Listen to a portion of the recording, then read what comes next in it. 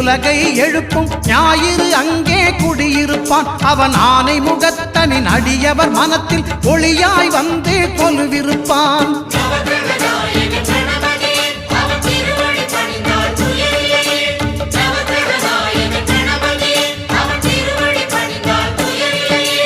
ஒன்பது கோளும் ஒன்றாய் காண அங்கு கற்பகம் என்னும் கடவுளின் மெய்யில்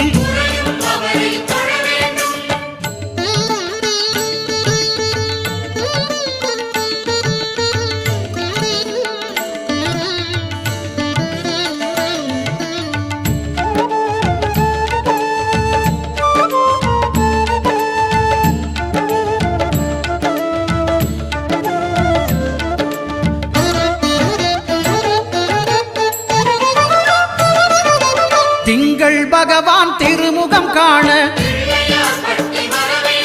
அங்கு கற்பக பெருமான் தொப்புள் குழியில் திங்கள் பகவான் திருமுகம் காண அங்கு கற்பக பெருமான் தொப்புள் குழியில்